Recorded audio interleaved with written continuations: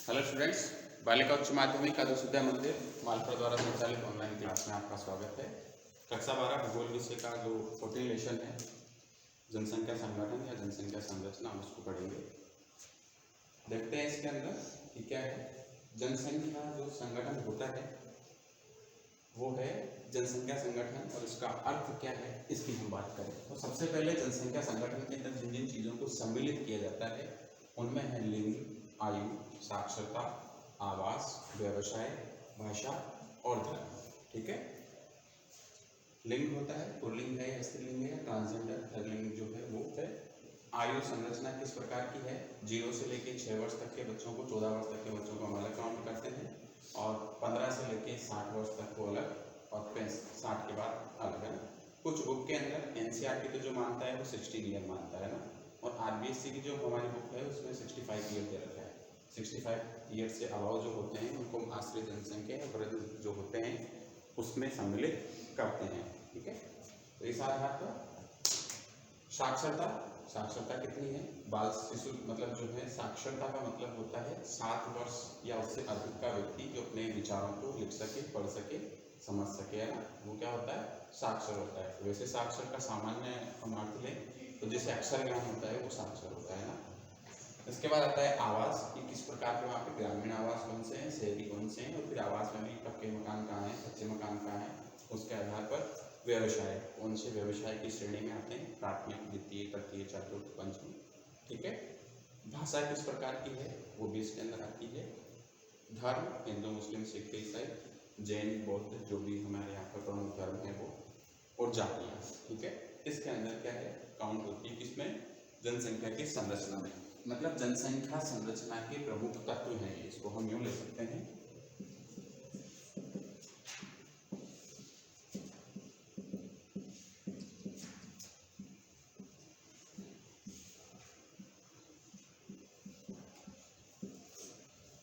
ठीक।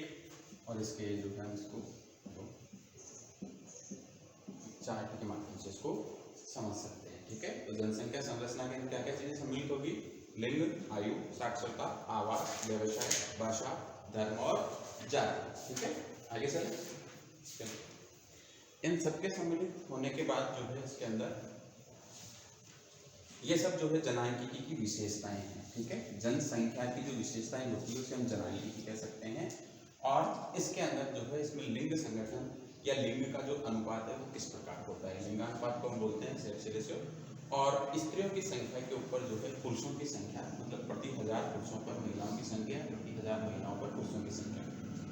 जहाँ पे पुरुषों की संख्या ज़्यादा होती है, ठीक है, तो वहाँ पे पुरुषों के अनुपात में महिलाओं की संख्या निकाली जाती है ना। ऐसा इसका उदाहरण जो है भारत है। कुछ ऐसे यूरोपियन राष्ट्र है जहाँ पे महिलाओं की संख्या पुरुषों की संख्या से ज़्यादा होती है, तो वहाँ पर जो है पुरुष लिंगानुपात निकालते हैं, और लिंगानुपात निकालने के जो सूत्र हैं वो इस प्रकार है। लिंगानुपात निकलने का स्त्रियों की संख्या जो है इसके अंदर पुरुषों की संख्या का भाग करते हैं और 1000 से जो इसको मल्टीप्लाई करते हैं। गणितीय जो साक्षर जो है निकालने का लिंगानुपात, उसका सूत्र है ये। इसके अलावा अन्य कुछ जैसे इसका उदाहरण देके दिखा रहे हैं। इसके अलावा कुछ और भी, जैसे 90,000 जो है महिलाएं हैं 1000 पुरुषों के ऊपर, तो इसको इंटू करने पे 900 जो महिलाएं हैं प्रति 1000 पुरुषों के ऊपर जो है महिलाओं की संख्या कितनी हो गई, 900 हो गई। इसी प्रकार लिंगानुपात जो है इसको प्रभावित करने वाले कारक क्या क्या हैं, तो स्त्री पुरुष के जन्म दर में जो अंतर होता है, ठीक है, ये भी लिंगानुपात को प्रभावित करता है कि जो शिशु हो रहे हैं उसमें पुरुष कितने हैं, मतलब बालक कितने हैं और बालिकाएं कितनी हैं। ये भी जो है किसको प्रभावित करता है, लिंगानुपात को प्रभावित करता है। लिंगानुपात को प्रभावित करने वाले प्रमुख कारक हैं। ठीक है। इसके आगे सूत्र आगे ध्यान हो गया। ठीक है। प्रति 1000 पुरुषों पर महिलाओं की संख्या, उसको 100 से 1000 से मिलकर कर देंगे तो लिंगानुपात हमारे सामने जो है निकल के आ जाएगा। स्त्री पुरुषों की मृत्यु दर में अंतर, ठीक है, मृत्यु दर के अंदर इसकी जीवन है किसका ज़्यादा है।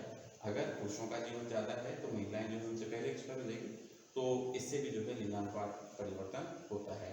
और अगर ऐसा हो कि महिलाएं जो है वो ज़्यादा लंबा जीवन यापन करें और पुरुष जो है कम रहे, तो उसमें भी लिंगानुपात में जो है पर्याप्त अंतर आता है। तो दो कारक हो गए इसके, एक तो इनके जन्म दर के अंतर और दूसरा क्या हो गया, मृत्यु दर में अंतर। ठीक है, ये मेजर डिफरेंस हो गए।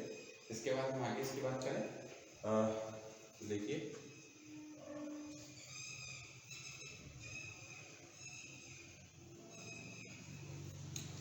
प्रवास जो होता है, माइग्रेशन, हमने देखा ग्रामीण क्षेत्रों से शहरी क्षेत्रों की ओर प्रवास होता है। ठीक है, तो ग्रामीण क्षेत्र से शहरी क्षेत्र की ओर ज्यादातर प्रवास किसका होता है? पुरुषों का। रोजगार प्राप्ति के लिए जो है ग्रामीण क्षेत्रों को छोड़कर शहरी क्षेत्रों में, या ग्रामीण अधिवास को छोड़कर नगरीय अधिवास की ओर जो है लोग प्रवास कर जाते हैं। या फिर रोजगार के लिए महिलाओं का भी प्रवास होता है। महिलाओं की शादी के बाद जो है वो अपने ससुराल, पिया से ससुराल तक जाती है, तो उससे भी जो है उस क्षेत्र के लिंगानुपात पर पर्याप्त अंतर आता है। इसी प्रकार जो है आयु संरचना है। आयु संरचना को हम देखें तो विभिन्न आयु वर्ग में स्त्री और पुरुषों की जो संख्या होती है वो आयु संरचना के अंदर बाउंड होती है, और इसका जो है हम एक प्रकार से पिरामिड भी बनाते हैं। प्रमुख आयु वर्ग जो है वो कौन कौन से हैं? इसमें पहला जो है बाल और तरुण आयु वर्ग है, जिसको 0 से लेकर 14 वर्ष तक की जो उम्र होती है, 15 से कम वाली, उसको सम्मिलित करते हैं। किसको? 0 से 14 तक। ठीक है। दूसरा जो है प्रौढ़ आयु वर्ग, मैंने जैसे कि आपको बताया 15 से लेके 59 तक कुछ में तो, और कुछ में 15 से लेके 65 तक जो है इसमें इसको काउंट करते हैं। और जो वृद्ध आयु वर्ग है कुछ बुक्स इसको 60 मानती है, और कुछ जो है 65 से अधिक मानती है। ठीक है, तो ये प्रमुख हमारे आयु वर्ग हो गए। 3 आयु वर्ग, बाल या तरुण, प्रौढ़ आयु वर्ग और फिर वृद्ध आयु वर्ग। ठीक है, ये जो प्रौढ़ आयु वर्ग है इसी को कार्यशील जनसंख्या कहते हैं। क्या कहते हैं? कार्यशील जनसंख्या। और दोनों जो ऊपर नीचे वाले हैं इनको आश्रित जनसंख्या कहते हैं। इसमें लिखा हुआ भी है, आपको दिख रहा है सर?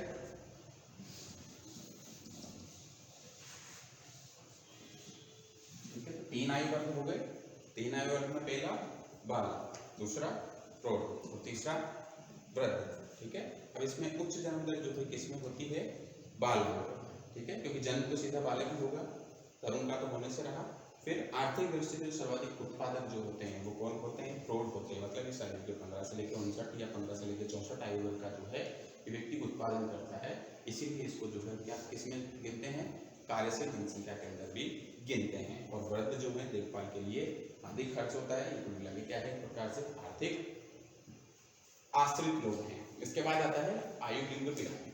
ठीक है, आयु लिंग पिरामिड, स्त्री और पुरुषों की जो संख्या है इसको हम अलग अलग प्रकार से पिरामिड के माध्यम से देखें कि कौन से वर्ष के अंदर कौन कितनी कितनी जो है पुरुष और कितनी महिलाएं रही है। ठीक है, तो ये इस प्रकार से जो है ये कितनी आयु वर्ग के हैं, ये आयु वर्ग इधर दे रखा है, 4 से 5 वर्ष का आयु वर्ग है, और इधर इनकी संख्या है कितनी जो है स्त्रियों के ऊपर पुरुषों का जितना प्रतिशत है वो कितना है। तो इस प्रकार से इसका पिरामिड निकल के सामने आता है। देखिए जैसे इसमें दिखा रहा है कि हर वर्ष जो है हर 5 वर्ष की आयु वर्ग है उसमें कितनों की संख्या कितनी ज़्यादा है। तो इसके हिसाब से हम देख सकते हैं जहाँ महिलाओं की संख्या 10 तक 11 तक है, यहाँ पुरुषों में 12 तक आ रहे हैं, तो पुरुषों की संख्या महिलाओं की संख्या के ज़्यादा है शिशु लिंगानुपात में 0 से 4 वर्ष में। इसी प्रकार जैसे धीरे धीरे बढ़ते क्रम के अंदर 85+ तक का इसमें दे रखा है, इस आधार पर होता है, और इसे ही जो है आयु लिंग पिरामिड कहते हैं। आपकी बुक में आएगा ये आगे, क्रम चेंज हो सकता है, जो हम यहाँ पढ़ रहे हैं वो आपकी बुक में आएगा उसमें, लेकिन ये सब कुछ दिया हुआ है उसमें ना।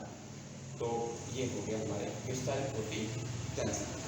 ठीक है, इस प्रकार से होती है उच्च जन्म दर और मृत्यु दर जो है वो दोनों इसके अंदर हमें दिखाई दे रही है कि यहाँ से जो है जन्म दर बढ़ रही है और उसका पिरामिड जो है धीरे धीरे कम होता जा रहा है, और मृत्यु दर जो है बढ़ती जा रही है। अगर मृत्यु दर नहीं बढ़ती तो ये वाला जो पिरामिड है ये भी इसके जैसे होगा ना, ऐसा इसके जैसा ही होता है यहाँ पे। ठीक है, लेकिन ये छोटा हो गया, मतलब क्या हो रहा है कि मृत्यु दर जो है यहाँ पे निरंतर बढ़ रही है। तो लिंग आयु पिरामिड समझ में आ गया। और दूसरा जो है स्थिर जनसंख्या का है, इसमें ना तो जो है पुरुषों और महिलाओं की संख्या में कोई ज़्यादा अंतर आने का, और मृत्यु दर भी जो है वो क्या है? समान है। ठीक है, जितनी जन्म दर उतनी ही मृत्यु दर, सामान्य जन्म दर और सामान्य ही मृत्यु दर इसके अंदर होती है। तो इसके अंदर देख लो नीचे से अगर हम यहाँ से देख रहे हैं वहाँ से लेकर ऊपर तक लगभग जो है ये पिरामिड हमें एक प्रकार से दिखाई दे रहा है, और ये है घटती हुई जनसंख्या का घटक। ठीक है, घटती हुई जनसंख्या के अंदर जन्म दर जो है वो कम हो गई एकदम, देख रहे हो यहाँ पे ये, इसमें तो स्थिर आ गए, ये लास्ट वाले जो कुछ हैं एक समान हो रहे हैं, ज़्यादा अंतर नहीं आ रहा। यहाँ पे बड़े, यहाँ पर जो है जन्म दर तो ज़्यादा है लेकिन मृत्यु दर जो है वो घटती हो रही है, और यहाँ पर जो है वो क्या हो रहा है? जन्म दर ही कम हो रही है, क्योंकि ये नीचे वाला जो पैराग्राफ है क्या है इसके हिसाब से देखते तो इस प्रकार से दिखाई दे रहा है ना, तो ये किसका घटक हो गया? घटती जन्म दर जो है इसको ये प्रदर्शित करता है। इसके बाद आते हैं ग्रामीण और नगरीय संगठन, किस प्रकार से होता है इनका।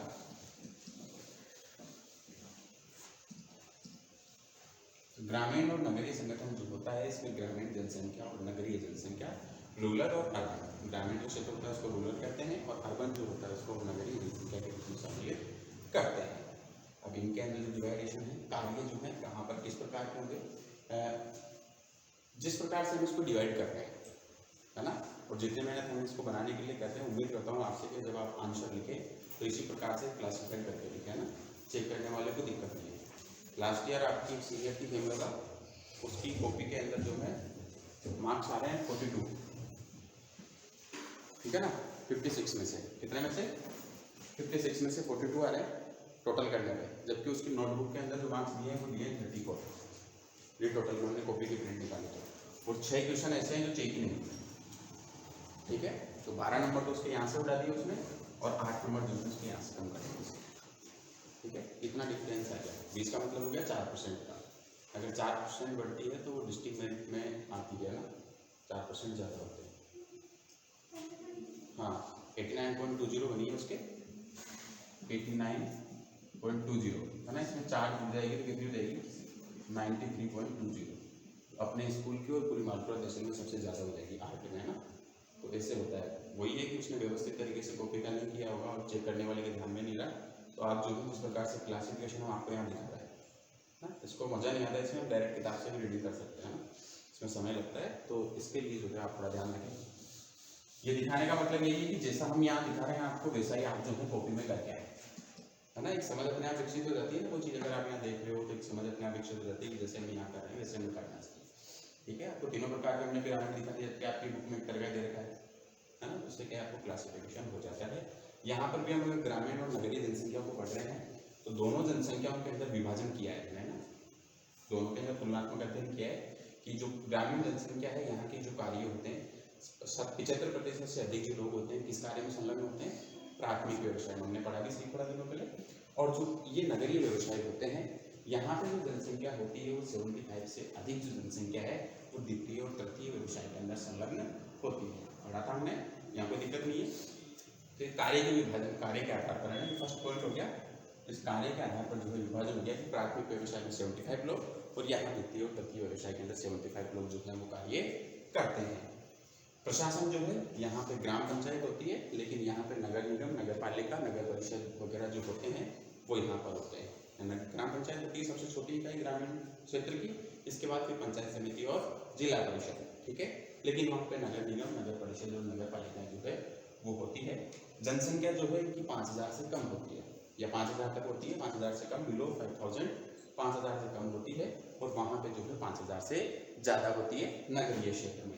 वहीं जनसंख्या घनत्व जो है वो 400 वर्ग व्यक्ति प्रति वर्ग किलोमीटर से कम होता है ग्रामीण क्षेत्र का, और शहरी क्षेत्र का जो है 400 व्यक्ति जो है उससे ज़्यादा होता है। हमने जो पढ़ा था इससे पहले वाला छठा अध्याय हमारे अधिवास, तो उसके अंदर हमने इसका क्लासिफिकेशन ठीक से पढ़ा था, ठीक है, कि क्या क्या आधार हैं। कल मैंने प्रश्न पूछा था आपसे कि किस किस आधार के ऊपर जो है इनको विभाजित किया जाता है। तो पहला तो क्या हो गया, व्यवसाय को लेके, ठीक है। वैसे सबसे मेन जो है वो तो है जनसंख्या का, पहला जो है वो किसको संबंधित है, जनसंख्या से, ठीक है। और दूसरा जो है वो जनसंख्या घनत्व से है कि 400 व्यक्ति जो हैं वो बनने चाहिए। और फिर तीसरा जो है वो व्यवसाय के आधार पर, तो प्राथमिक व्यवसाय ग्रामीण क्षेत्र में होता है, ग्राम पंचायत होती है, 5000 से कम जनसंख्या होती है, और 400 व्यक्ति प्रति वर्ग किलोमीटर से कम निवास करते हैं, ठीक है। इससे शॉर्ट रूप और इससे कोई छोटा नोट्स हो नहीं सकता। वीडियो से आप जो है उसको यूट्यूब पर अगर आपके पास मोबाइल पर चला के कुछ करके आप जो है अपने नोट्स तैयार कर सकते हैं। आगे चलिए। और वहीं नगरीय जनसंख्या की हम देखें तो नगरीय जनसंख्या के अंदर 75 से अबाव जो लोग हैं द्वितीय और तृतीय व्यवसाय में संलग्न होते हैं। नगर निगम और नगर परिषद जो है वहाँ पे शासन की इकाइयाँ हैं, 5000 से अधिक जनसंख्या होती है, और जो है 400 व्यक्ति प्रति वर्ग किलोमीटर से ज़्यादा वहाँ पर रहते हैं। मतलब वहाँ का जनसंख्या घनत्व क्या हो गया, 400 व्यक्ति प्रति वर्ग किलोमीटर से ज़्यादा का हो गया। अब आगे देखिए, अब आता है साक्षरता, ठीक है। साक्षरता जो है इसमें साक्षर व्यक्ति कौन कौन होते हैं। अच्छा, एक प्रश्न जो आया था कल जिसका आपने पूछा भी था मेरे से कि साक्षरता सबसे जो है अधिक केरल की है। मैंने यूँ कहा था आपसे कि सबसे कम जो पिछड़ी हुई साक्षरता उसमें पहला नंबर आता है बिहार का और दूसरे नंबर पे है राजस्थान, ठीक है। तो मैंने ये कहा था और शायद आपने ऊपर से समझ लिया उसको ना, हाईएस्ट में ऐसा नहीं है। नीचे से साक्षर व्यक्ति जो होता है उसे क्या कहते हैं, कोई भी जो प्रश्न होता है 7 वर्ष से अधिक जिसकी आयु है, 7 या 7 वर्ष से अधिक, वह व्यक्ति जो है भाषा को, साधारण संदेश को पढ़ सके, लिख सके और समझा सके, अपने मन के विचारों को किसी सामने वाले के पास रख सके उसकी बात को समझ सके और लिख सके, तो वो व्यक्ति क्या होता है, साक्षर होता है। ऐसा हम भारत के अंदर जो है इसको परिभाषित करते हैं। हमारे यहाँ पर प्रश्न पूछा भी जा सकता है, साक्षरता को परिभाषित कीजिए, तो आपको परिभाषा ऐसी ही लिखनी है। साक्षरता दर क्या होती है, किस प्रकार से साक्षर दर जो है वो निकाली जाती है। तो जो साक्षर व्यक्ति हैं, उन साक्षर व्यक्तियों के अंदर जो है कुल जनसंख्या जो है उसका अगर हम भाग देते हैं और उसको 1,000 से 100 से इसको गुणा करते हैं, तो हमारी जो साक्षरता प्रतिशत है वो निकल कर आ जाती है। जितने लोग साक्षर हैं उसके अंदर कुल जनसंख्या अगर हम भाग देते हैं और 100 से इंटू कर देते हैं, तो साक्षरता दर जो है वो हमारी निकल कर आ जाती है। जैसे 10,000 जनसंख्या 1 लाख की जनसंख्या, इसमें 70,000 व्यक्ति पढ़े लिखे हैं। अगर हम इसको करेंगे तो 70% लोग जो है वो हमारी क्या निकल कर आएगी, साक्षरता निकल कर आएगी। अब साक्षरता दर को प्रभावित करने वाले कारक कौन कौन से हैं? पहला है आर्थिक कारक, सामाजिक कारक और धार्मिक कारक। आर्थिक कारक जो है वो किस प्रकार से प्रभावित करते हैं, तो जिन व्यक्तियों की अर्थव्यवस्था ठीक नहीं है, ठीक है, जिन लोगों की अर्थव्यवस्था ठीक नहीं है, तो वो क्या करेंगे, अपना पूरा व्यय जो है किस पर ठीक लगाएंगे, अपने रोटी कपड़ा मकान आवास, अपनी जो मूलभूत प्रारंभिक आवश्यकताएं हैं उन आवश्यकताओं को पूरी करने के लिए लगाएंगे। अगर दिख नहीं रहा तो बैठ सकते हो आप लोग, इधर अगर किसी को दिख नहीं रहा इधर बैठ सकते हैं। तो अपनी जो मूलभूत आवश्यकताएं प्राथमिक उनको पूरा करने के लिए लगाएंगे। अगर उनकी अर्थव्यवस्था ठीक होगी तो वो फिर इन दोनों के आगे जो 3 आवश्यकताएं, रोटी कपड़ा मकान, इसके बाद अपनी चिकित्सा और शिक्षा के बारे में सोचेंगे। ठीक है, तो आर्थिक स्थिति जो होती है बहुत मायने रखती है। इसके बाद होता है सामाजिक। ठीक है, कई प्रकार की सामाजिक कुरीतियां हैं, साहब लड़कियों क्यों पढ़ा रहे हो, पराया धन है, कल शादी हो जाएगी, दूसरे घर जाएगी, आपको क्या दे रही है। या फिर दूसरा ये भी होता है कि जो बॉयज होते हैं उनको तो अच्छे प्राइवेट स्कूल वगैरह होते हैं वहाँ पढ़ा रहे हैं, और गर्ल्स को जो है गवर्नमेंट स्कूल में। हालांकि तो गवर्नमेंट स्कूल की स्थितियाँ बहुत अच्छी है प्राइवेट स्कूलों से भी, है ना, लेकिन फिर भी एक डिफरेंस होता है ना। और धार्मिक कारक तो कई सारे हैं। सामाजिक कारक के अंदर ये भी आता है कि बालिकाओं की जो सुरक्षा है ना, सुरक्षाओं को लेकर की जो है कई प्रकार की, जैसे प्राथमिक शिक्षाएं आपके यहाँ पर है जब तक ठीक है, लेकिन अगर अगले वर्ष अगर आपसे बात आ जाए कि नहीं आपको तो मान लो छोड़ के कहीं बाहर दूसरे जगह पढ़ने जाना है, तो फिर एक प्रश्न चिन्ह लग जाता है कि नहीं जा पाएंगे या प्राइवेट एजुकेशन लेंगे।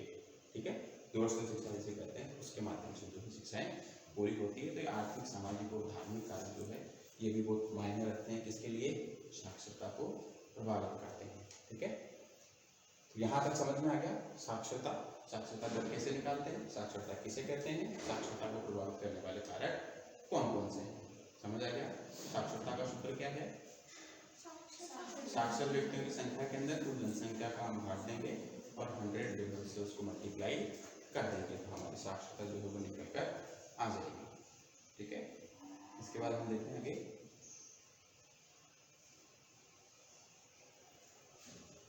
व्यवसायिक संरचना जो है वो क्या है। तो व्यवसायिक संरचना के अंदर 15 से लेके 59 वर्ष के स्त्री और पुरुष, ठीक है, यहाँ पे आप जो है 15 से 64 भी कर सकते हैं। आपकी बुक में क्या है कि 64 दे रखा है और एनसीईआरटी में 59 दे रखा है, तो दोनों के आधार पर इसको पढ़ लेते हैं। 15 से 64 वर्ष के स्त्री और पुरुष जो किसी जीविकोपार्जन कार्य में लगे, ठीक है, किसी भी प्रकार का व्यवसाय हो जिसका उद्देश्य क्या होना चाहिए, जीविका उपार्जन होना चाहिए। अगर वो किसी भी जीविकोपार्जन के व्यवसाय में लगे हुए हैं तो वो कार्यशील जनसंख्या है। ठीक है, भले ही वो कचरा इकट्ठा करने का काम कर रहे हो, सफाई का काम कर रहे हो, या कबाड़ी जो होता है वो काम कर रहे हो, कृषि का कार्य करें, या फिर जंगल से जो है उत्पाद तैयार करें, लकड़ी काटने का काम कर सकते हैं, मधुमक्खी पालन कर सकते हैं, और भी जितने भी खनन वगैरह जो प्राथमिक व्यवसाय होते हैं वो द्वितीय, तृतीय, चतुर्थ, पंचम, किसी भी प्रकार का व्यवसाय अगर व्यक्ति अपनी जीविका के उपार्जन के लिए कर रहा है तो वो कार्यशील जनसंख्या कहलाती है। कितने वर्ष से कितने वर्ष का, 15 से लेकर 64 वर्ष के आयु के बीच का, जिसे हम कार्यशील या वयस्क जनसंख्या या प्रौढ़ जनसंख्या कहते हैं। ठीक है, इसके बाद आता है सहभागिता दर। ठीक है, सहभागिता दर जो है इसके क्या है, कार्यशील जो हमारी कार्यरत जनसंख्या होती है, इसमें अगर कुल जनसंख्या का भाग देके और अगर हम 100 से इंटू करते हैं तो सहभागिता दर निकलकर आती है। मतलब कितने लोग किसी भी कार्य में संलग्न है। ठीक है, सहभागिता दर का मतलब है कि जैसे मान लीजिए आपकी क्लास में आप 62 स्टूडेंट्स हैं, ठीक है, और आज अगर क्लास में 35 हैं तो 62 जो है 35 अपॉन 62 इंटू 100। ठीक है, जो भी निकल कर आएगा वो क्या है, सहभागिता दर है। ठीक है, उसी प्रकार यहाँ पे उदाहरण दिया गया है आपको, उसको देखिए। आवाज तो आ रही है पीछे तक। तो कार्यरत जनसंख्या जो है वो कितनी मानी हमने यहाँ पे 60,000, और कुल जनसंख्या कितनी है, 1 लाख है। इसको अगर हम 100 से इंटू करेंगे तो 60% जो है हमारा निकल कर आएगा। मोदी जी कहते थे सबसे ज़्यादा कार्यशील जनसंख्या हमारे पास, सबसे ज़्यादा युवा है, ठीक है। हमारी कुल जनसंख्या के 75% जो है हमारे पास क्या है, कार्यशील जनसंख्या है, जबकि अन्य जो देश हैं उनके पास नहीं है। विभिन्न व्यवसायिक क्रियाएं कौन कौन सी है उसको देखिए। सबसे पहले आता है प्राथमिक। प्राथमिक जो है इसके अंदर एक तो क्या हो गया, अन्न का उत्पादन करना हो गया, मछली पालन हो गया, या अन्य और भी जो क्रियाएं हैं, लकड़ी काटना है या फिर वनोत्पाद संग्रहण करना है, मधुमक्खी पालन है, कुक्कुट पालन है, वो चीज़ें इसमें आती है, वो प्राथमिक व्यवसाय है, ठीक है। तो विभिन्न जो आर्थिक क्रियाएं हैं उसके अंदर पहला इसका नंबर आ गया भाई प्राथमिक क्रियाओं का, ठीक है। प्राथमिक क्रियाएं को जानते हैं जिनका सीधा सीधा संबंध प्रकृति से होता है, मतलब प्रकृति से प्राप्त होने वाले जो संसाधन हैं अगर उनका प्रयोग किया जा रहा है तो प्राथमिक व्यवसाय है। और द्वितीय जो क्रियाएं हैं, द्वितीय क्रियाओं के अंदर जो है इंडस्ट्रीज या फिर किसी भी चीज़ में तकनीक वगैरह जो होती है वो इसके अंदर सम्मिलित होती है, ले आओ इधर, ठीक है। तो ये द्वितीय क्रियाओं के अंदर सम्मिलित होती है। द्वितीय क्रियाएं इसमें प्राथमिक क्रियाओं के द्वारा जो तैयार उत्पाद माल होता है उसका प्रयोग अगर करके उसका रूप परिवर्तन किया जाता है तो वो द्वितीय क्रियाओं में आता है। तृतीय क्रियाओं के अंदर जो है बस मतलब जो परिवहन वगैरह है वो, और डॉक्टर जो चिकित्सा सुविधाएं उपलब्ध करा रहा है, मतलब किसी भी प्रकार की अगर आपको सेवाएं उपलब्ध करवाई जा रही है, अगर एक शिक्षक पढ़ा रहा है आपको तो वो भी एक प्रकार से सेवा है, अगर एक डॉक्टर आपको इलाज दे रहा है तो वो एक प्रकार से सेवा है, अगर आपको एक वकील जो है कानून से संबंधित ज्ञान दे रहा है तो वो भी एक प्रकार की सेवा है, या फिर बस का ड्राइवर जो है आपको आपके घर से लेकर आपके गंतव्य तक पहुंचा रहा है जहाँ आपको जाना है, वो भी एक प्रकार की सेवा है। और सेवा जो सेक्टर होता है वो तृतीय व्यवसाय होता है, और सेवा सेक्टर ही जो है इसके अंदर एक तृतीय, चतुर्थ और पंचम व्यवसाय जो है वो विभाजित होते हैं और वो इसी की श्रेणी में आते हैं, ठीक है। इसके बाद चतुर्थ क्रियाएं, इसमें अलग से क्लासिफिकेशन कर रखा है, तो जिसके अंदर जो दूर संचार से संबंधित है या फिर जो शोध वगैरह है, ठीक है, उधर दूरबीन दिखा रखा है आपको माइक्रोस्कोप, तो उसके माध्यम से अगर हम किसी चीज़ को देखते हैं तो वो चतुर्थ क्रियाएं जो है वो भी इसके अंदर सम्मिलित होती है, ठीक है। यहाँ तक समझ में आया। सहभागिता दर, कार्यशील जनसंख्या किसे कहते हैं पहले तो पहली बार, दूसरा सहभागिता दर क्या है, और तीसरा जो व्यवसाय है इनका विभिन्न वर्गीकरण। इसके बाद इंपॉर्टेंट जो क्वेश्चन है वो हम बाद में देखेंगे इसके, उससे पहले इसको रोकना, उससे पहले हम